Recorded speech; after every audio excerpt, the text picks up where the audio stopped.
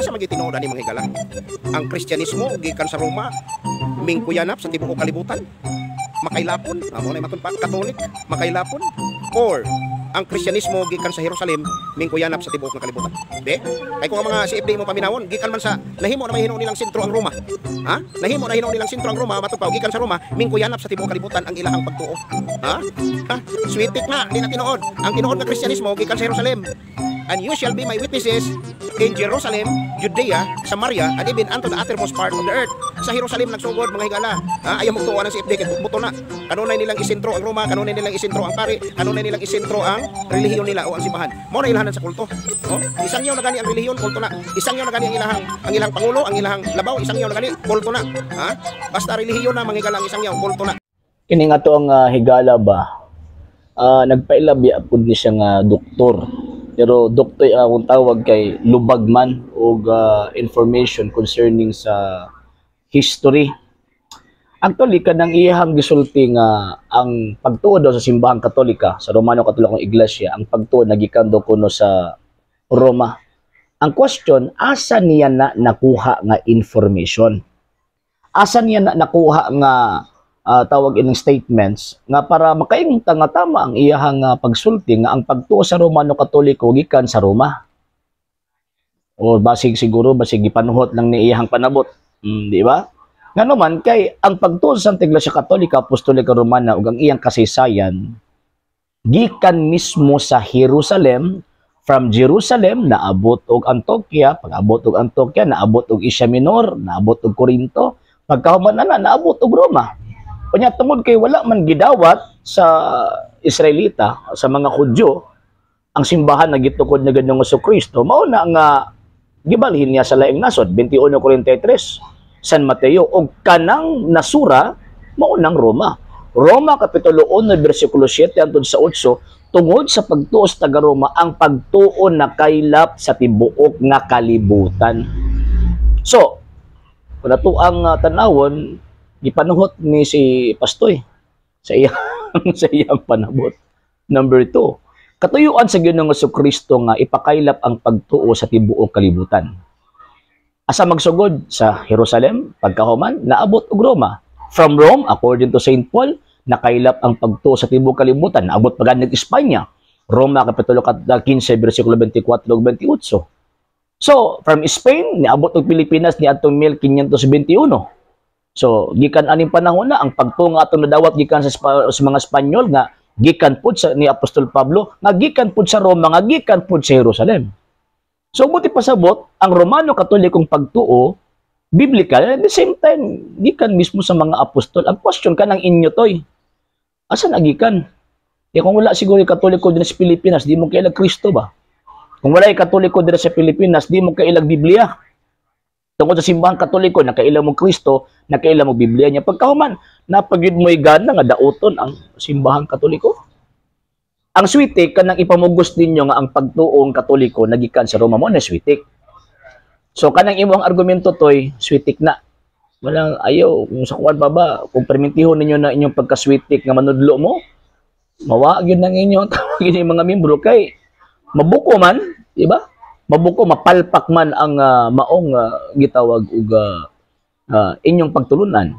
Mapalpak ang inyong mga information concerning sa pagpamakak ninyo, pagpangdaot ninyo sa pagtuong Katoliko. And lastly, ingon pa niya, usado kuno ka tawag ining kulto kung isentro daw sa pagwali ang maong relihiyon. San Pablo mangani. Wali mahitungod sa relihiyon. Ingon San Pablo, walay makalimod unsa kadako ang tinago sa atong relihiyon. Si San Pablo may relihiyon, ug kanang relihiyon na mao nang simbahang Katolika. Si San Pablo Catholic preacher man to.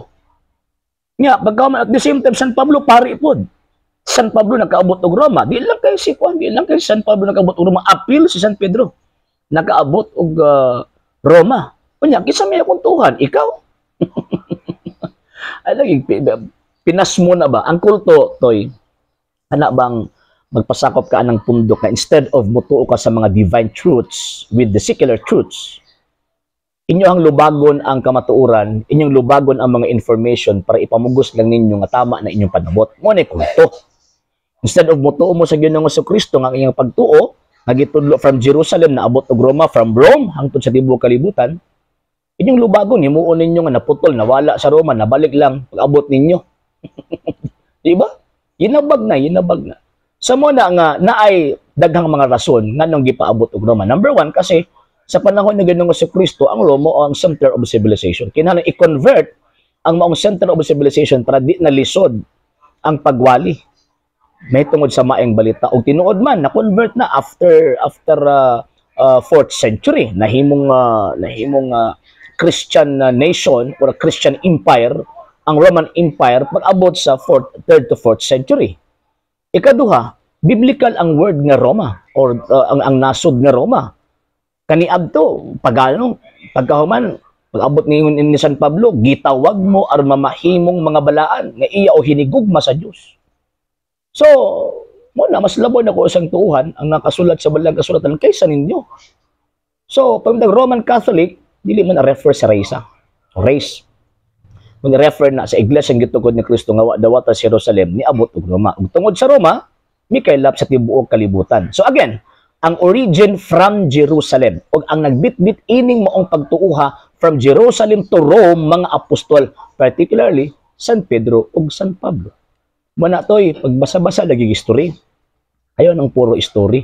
Tanawa mayabag na imuhang information, mahimo kang katawanan, doktor ka pa naman unta. Di ba? Nya pagkahuman imong literature bagsak.